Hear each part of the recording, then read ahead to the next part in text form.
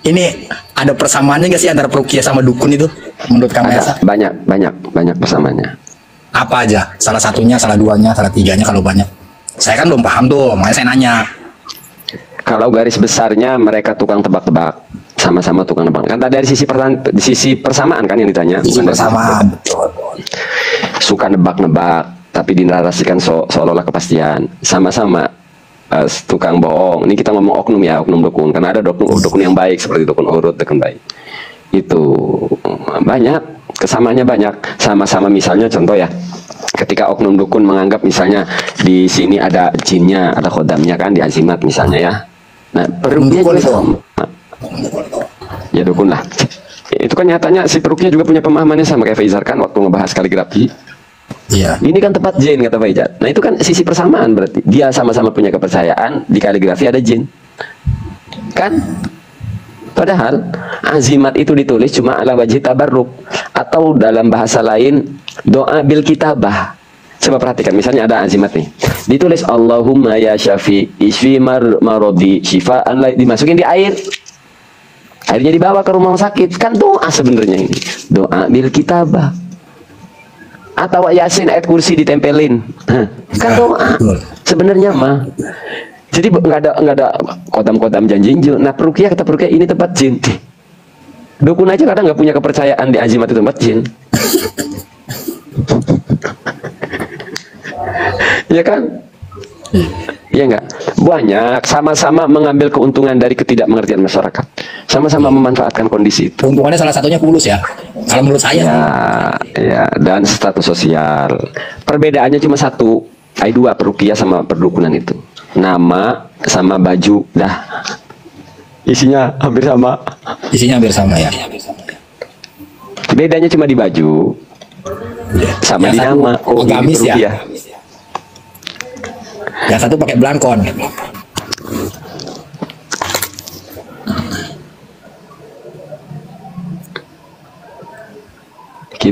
Satu lagi nih. Mau 10 lagi juga saya ladenin. Tapi yang nggak usah ditutup-tutupin, jadi diri saja sendiri. Ya, ompong itu bukan aib, Jadi justru aib itu ketika ompong ditutupi, itulah yang aib. Kita nggak pede, kita minder, itulah yang aib. Jadi nggak perlu kita mau ompong, mau apa-apa adanya. Mau gue tutupin lagi. Ambil napas dari gigi. Ya, lanjut. Menurut Kang Maesa itu ya, ada nggak sih yang terjadi sesuatu santet yang berbarengan dengan kudrat irodatnya Allah? Padahal enggak. Itu kita dulu jangan dipotong dulu. Padahal itu pas dia nyantet, pas barengan dengan kudrat irodatnya Allah, orang itu dijadikan meninggal. Itu ada nggak sih? Yang namanya sebuah kejadian itu pasti bersamaan, nggak berbarengan, talazum. Kudrat irodat Allah tuh nggak bakalan terjadi kalau nggak ada kudrat irodat mah. AGS ya, yang begitu yang ditanyain, emangnya ya, kalau kayak ketabrak mobil kan udah sering fakta ya kan, ketabrak mobil tahu lah, saya lihat lah. Udah ya kan? gini, gua datang ke rumah lu, gua tabokin, itu bersamaan dengan kudrat irodatnya Allah itu. Ya gua balas tabok lagi, gua sama juga sama kudrat irodatnya Allah. Ya sama, apa yang begitu yang ditanyain itu? Berarti ada ya sesuatu yang terjadi kayak gitu ya? Yang perlu dibahas itu santetnya, nggak usah ngebahas kudrat irodat Allah. Udah pada muslim semua yang nonton di sini. Ya tahu, gue juga tahu. Oke nih. Kamu kan ngomong santet, makanya yang diselesaikan santet itu apa sih? Sebuah kejadian kan? Sesuatu kejadian. Kejadian itu Pak, ya wes selesai. Apapun kejadian di alam ini ya pasti kudrat irodatnya Allah. Segitu aja ditanyain. Nah, yang bahaya kan yang itikotnya bukan kudrat irodatnya Allah kan gitu. Kalau secara kalau bicara bukan itikotnya ke Allah, jangankan santet, makan nasi, meyakini kenyangnya dari nasi sama itu mah ngomong tuh. Enggak, kamu ini kayak ngomongnya aduh, tinggian. Aduh, colok, aduh. Colok mata gua. Itu kayak bahasa sampean ini kayak dukun juga. Ini kan kalau dukun itu kalau habis ngobatin orang perukia itu seolah-olah Islami. Waktu narik ke pasien dia kayak dukun. Kalau sudah sembuh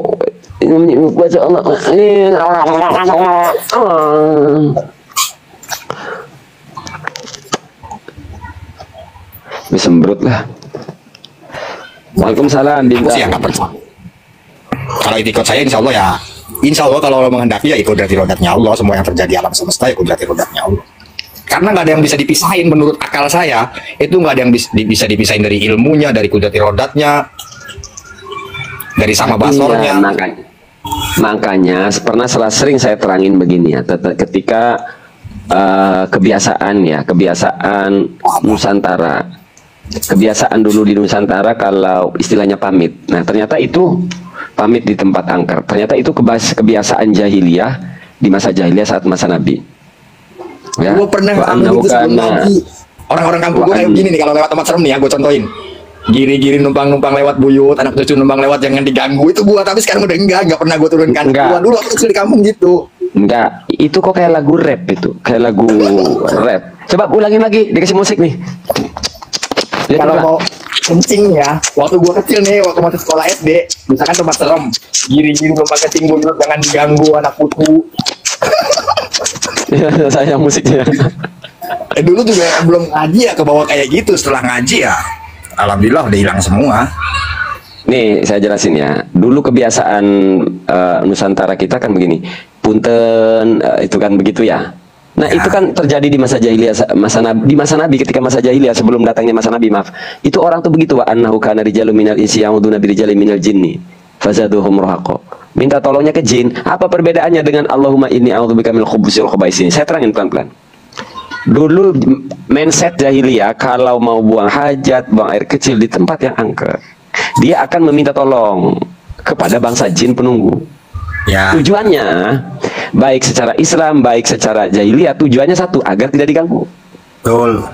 Umat Islam membaca Allahumma inni a'udzubika minal khubuthi wal khaba'is, tujuannya agar tidak diganggu. Orang jahiliyah melakukan hal yang sama, tujuannya tidak diganggu. Cuma perbedaannya apa di sini? Ketika orang itu membaca Allahumma inna a'udzubika minal khubuthi, kan minta tolongnya ke Allah. Oh iya. Gua kagak peduli di sini ada genderuwo, gua kagak peduli. Gua minta tolong ke Allah. Saya mau buang hajat. Kalau jahiliyah mah, dia takutnya ke si makhluknya. Iya. Itu perbedaan yang pertama. Sama kayak tadi. Ya, sama kayak tadi. Makanya misal anggaplah orang itu kena permasalahan jin, anggaplah ya minta keselamatannya dari Allah. Contoh nih, sampean minjem motor sama jenderal ya, sampean minjem motor sama Pak Listio Sigit. Kata Pak Listio Sigit seminggu aja ya. Itu kan anak buahnya Listio Sigit misalnya ada di situ. Seminggu aja ya kata Pak Listio. Kata kamu ya, bawa balik motor, pinjemin sama Pak Listio Sigit. Sudah 10 hari belum dibalikin. Nah itu anak buahnya Pak Listio tahu waktu itu, terus diambil. Nah kalau kamu berantem dengan ini, berargumen, kamu kalah. Kalah. Dia minta tolong aja, telepon lagi Pak Listionya. Pak Listio, ya mohon maaf, ini saya masih perlu motor, pinjam lagi ya, seminggu lagi ya. Kata Pak Listio, iya, beres. Atau siapa? Apa? Maijen, Irjen, Kombes, kalah semua. Karena kata Pak Listio, iya nggak apa-apa AGS. Yang datang Komjen pun, Irjen pun nggak ngaruh. Bahkan jenderal pun baru bintang 1, ya tetap masih kalah sama Listio. Logikanya begitu. Secara majaz bahasa ini sampai begini. Dhuharul fasadu fil barri wal bahr. Allah pun ya menyandarkan kerusakan itu kepada manusia. Secara majaz, rusaknya laut tangan manusia, kamu digampar, sakit, saya yang menyebabkan sakit. Itu kan semua secara bahasa majaz. Tapi memang diperbolehkan. Itu secara majaz apa secara adi itu? Astagfirullahaladzim. Ini ngomong dari jalur ini. Kamu sakit itu bahwa perbuatan Mahesa itu secara majaz. Hakikatnya Allah yang nyakitin. Ngerti? Contoh, kamu kena, sayanya ini sabab adi, kamu sakitnya itu Allah yang membuat sakit. Nggak ngomong tuh satu orang apa. Gua kalau kamu berantem sama gua, ayo. Enggak berani gua, pura-pura doang. Ya paham. Oke, gua izinin lu ngomong, yang penting jangan kelihatan ompongnya, silakan. Boleh ngomong, jangan kelihatan ompongnya, silakan. Gua, ya siap. Tuh kan gue jadi nggak bisa ngomong kan, mau mikir nggak bisa, nggak boleh kelihatan ompongnya. Yang itu. Gua lagi ngomong dari sisi ini kamu pindah. Ini secara majas apa secara adi? Pusing sampai hilang materinya. Intinya gitu ya. Intinya. Iya ya. Majas itu kan bahasa pinjem kan? Setahu saya sih Bang Mas ya. Setahu saya. Majas itu kan bahasa pinjem kan? Iya ya wes lupa sayanya. Males AGS, saya lagi ngebahas serius, kamu bercanda. Males. Tapi ya walaupun ya kamu jangan marah. Kamu ompong-ompong begini ya is oke lah gitu ya, daripada ada hater pelongo ngajak debat nggak on cam ya. Alhamdulillah gue disanjung, ya Allah, senangnya gue. Makasih Kang Mahesa, sorga ente sorga. Oke, saya mau tanya, kamu sakit, siapa yang membuat sakit? Ya nggak, kan saya bilang seluruh alam semesta ini nggak bisa saya keluarkan daripada kudrati rodatnya Allah. Nggak bisa saya keluarkan. Ya tuh itu udah. Tuh namanya hakikat, bahasa hakikat. Hakikatnya semua Allah. Tapi kamu boleh nyalain saya karena saya ini menjadi sabab adi. Ya. Ngerti? Maksudnya itu dua hal yang berbeda dari sisi ini. Nah, kita lagi ngebahas tadi dari sisi sakitnya itu loh. Sakitnya semua Allah. Gitu, ngerti? Semua sakit itu Allah, yang menciptakan sakit itu Allah. Ya kalau soal saya ini baru nih. Berarti mandangnya kacamata nih. Andi nih, kacamata syariat ya. Allahu Akbar. Wes bikin live sendiri lah, pusing. Bikin live sendiri pusing saya. Iya udah. Nanya tapi kayak ngajarin mubeng saya. Iya diem gua. Ngebahas tuh satu dulu selesai itu baru dari sisi lainnya. Ya. Kalau satu belum selesai tanda lagi nanti balik. Tadi nggak mau marah-marah, kepancing marah-marah dia netizen. Udah terus. Jangan kelihatan ompongnya. Ya, gua nggak kelihatan ompongnya, tenang aja.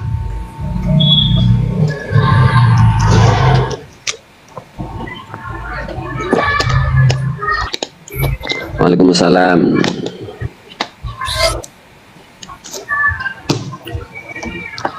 Gitu ya. Memang itu ujian Kang Mahesa. Kadang orang tuh didatengin orang yang nggak suka, kayak saya nggak nyenengin hati Kang Mahesa, itu kan ujian. Nggak semua yang datang itu nyenengin ke hati Kang Mahesa kan gitu.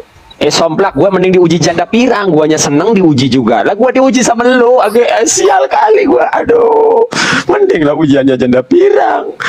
Bahenol, setidaknya menikmati ujian. Lah gue diuji sama lu. Oh, diuji lu. Udah dilihat ya enggak begitu nikmat. Dihayal juga bikin muntah. Kalau diuji janda pirang kan dilihat enak, dihayal indah. Aduh, apa sekali gue diuji sama AGS ini. AGS apa sekali gue ini, ujiannya mesti macam begini nih.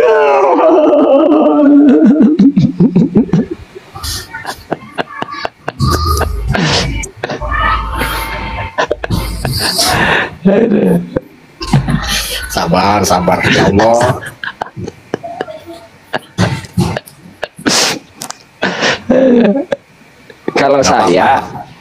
Kalau saya kan jadi ujian buat PCNU Serang, buat Kiai Matin, buat ketua Golkar Bandar Lampung. Saya jadi ujian buat para haluer, para perukia, para dukun. Kan mending nggak hancur-hancur amat kan ini. Sabar. Oh ya, yuk. Sabar, legowo, jangan emosi. Yuk. AGS jangan emosi, sabar. Tuh ada yang minta siul katanya, bisa nggak siul? Nggak bisa.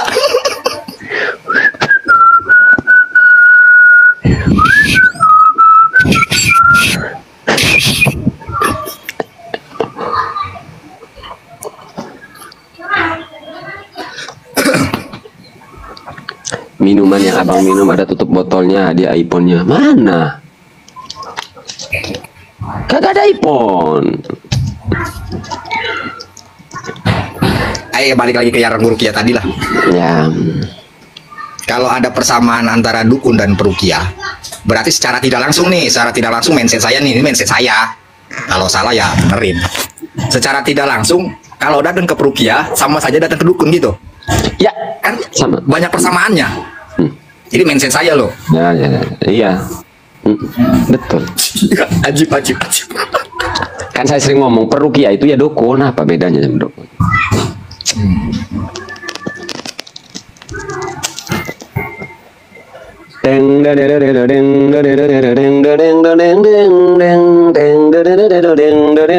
Peruqyah itu dukun masa kini. Dulu di Nusantara kita itu namanya yang begitu-begituan dukun. Terus banyak kiai ustadz nyebar di kampung-kampung, dukun image-nya kurang baik. Akhirnya gantilah si dukun ngerti namanya ahli hikmat. Menyebar. Oh, ahli hikmat juga ketahuan, dukun juga ganti. Peruqyah isinya ya itu aja. Mindsetnya, pemikirannya isinya itu aja. Dukun, ahli hikmat, peruqyah apa beda casing doang. Dulu namanya maling. Kalau maling ini, mencuri ini dilakukan oleh pejabat, oleh oknum pejabat, namanya diganti koruptor. Kata maling diganti dengan kata korupsi, pelakunya maling diganti dengan kata koruptor. Pimpinannya diganti nama ketua umum partai. Yopo. Tunggu. Gue mau nanya lagi nih, berarti sama dukun. Coba. Kan pernah dengar kan? Nanti dulu. Image. Iya, Kita bahas image satu. Image orang itu kalau digelari maling, buruk nggak? Turun lah Kita pastilah. image maling. Orang kalau bicara nyuri si anu maling itu image-nya di tengah masyarakat buruk. Tapi si anu ketangkap korupsi, itu image-nya nggak terlalu buruk, itu korupsi gitu loh, nggak terlalu apa gitu loh. Padahal makan sama. Nah, bahaya mana koruptor sama maling ayam, sama maling motor? Bahaya koruptor karena yang digorok ribuan warga. Maling satu orang yang dirugikan, koruptor ribuan orang. Ya itu sama kayak peruqyah. Kalau dukun santet merugikan satu orang. Tapi kalau peruqyah yang dirusak banyak orang. Dukun santet merusak satu orang, peruqyah halu merusak ribuan orang. Sama kayak maling motor sama koruptor. Sama.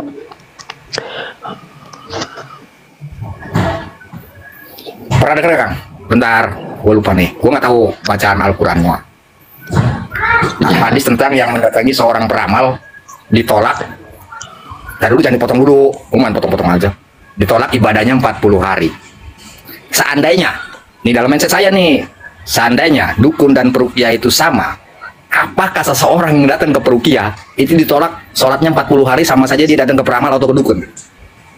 Hampir 20 menit kamu di sini baru mengajukan pertanyaan yang berbobot, edukatif banget pertanyaannya. Jadi kalau memang berbobot, pertanyaannya saja udah edukatif itu.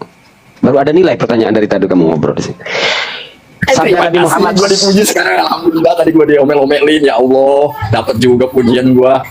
Penilaian saya mah insya Allah selalu objektif. Ketika berbobot saya katakan berbobot, walaupun bentuknya pertanyaan, kan pertanyaan itu tapi berbobot, edukatif, punya nilai pertanyaannya. Nah, saya carangin. Itu sabda Nabi itu ada dua. Man ata'arrafan aw kahinan fasaddaqahu fima yaqul faqad kafara bima unzila ala Muhammadin. Man ata kahinan aw arrafan yang kedua, fasa'alahu an syai'in lam tuqai. Man ata kahinan aw arrafan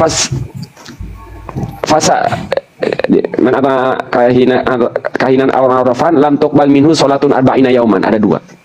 Yang pertama kufur, tidak hanya ditolak. Yang kedua, sebentar, man ata arrafan aw kahinan lam fasaddaqahu faqad kafara bima unzila ala Muhammadin. Itu yang pertama. Yang kedua, man ata kahinan aw arrafan fasa'alahu an syai'in lam tuqbal minhu salatun arba'ina yauman.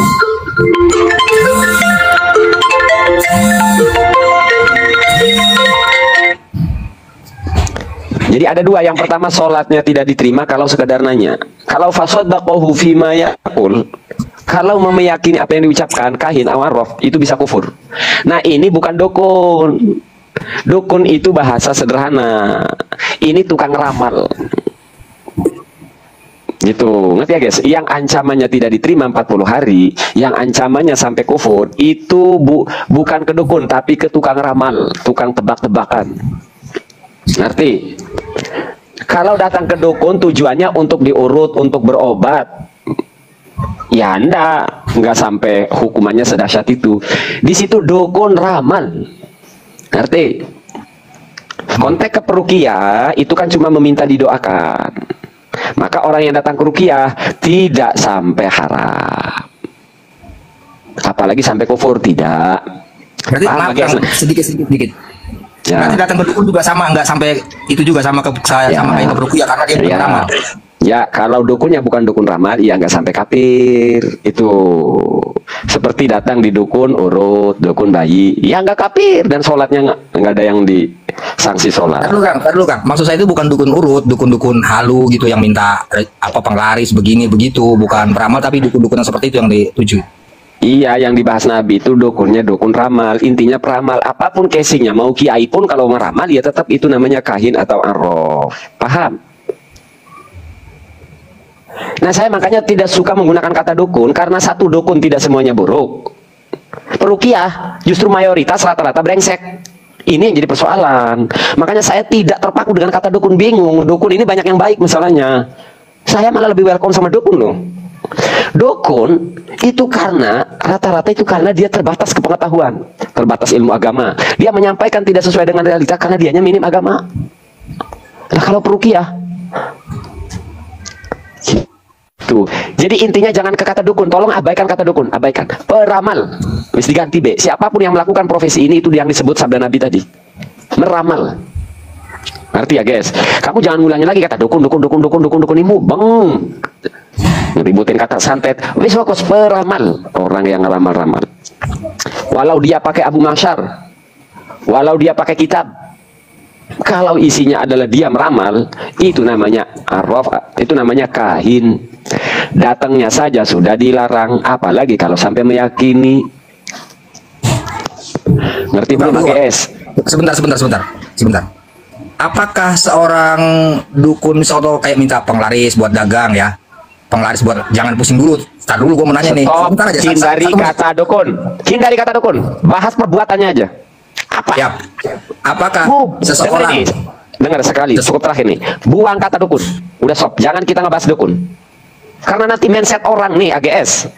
Mindset orang nih yang kagak ngerti. Hindari kata dukun. Jangan pakai kata dukun. Paham? Enggak. Ya, silakan. Apa? Apakah seseorang yang datang ke seseorang lagi itu minta penglaris misalkan nih? Ya, minta penglaris kayak dibikinin apa tajah atau yang lain-lain, minta jodoh lah ya dan lain-lain. Apakah itu termasuk dia itu peramal atau bukan peramal? Pertanyaan saya seperti itu aja. Datang ke seseorangnya itu termasuk peramal apa bukan? Ya, udah saya jawab. Udah. Saya paham tenang. Saya itu kalau nggak ngerti pasti saya cut dulu. Apa maksud ini? Gini. Dari tadi saya berusaha menghindari jangan nama yang dipertanyakan itu.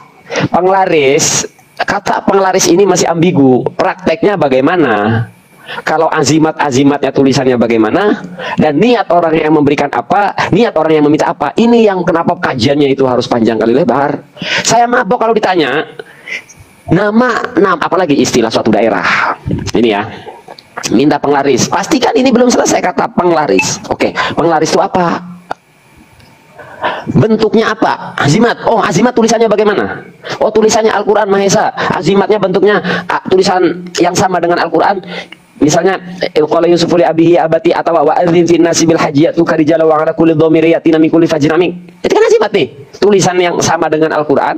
Wa adzin fin nasi bil hajjiyatu karijala wa ala kulli dhamiri yatina min kulli fajrin amik. Dia syahdu manafi alim. Orang kampung nyebut ini penglaris.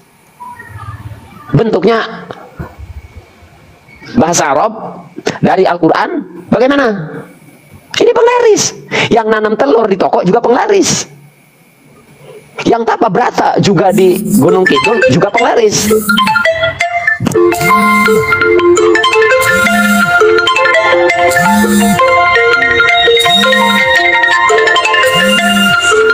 Blokir aja sih, blokir. Iya, tapi ini susah ini. Kalau lagi ngebedah tuh AGS harus detail. Nah, maka ini penglaris balik lagi ya. Ada azimat bentuknya aneh juga disebut penglaris. Nah, hilang.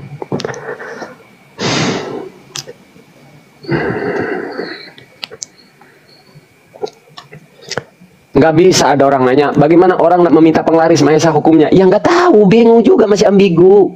Penglarisnya apa? Bentuknya apa? Tujuannya apa?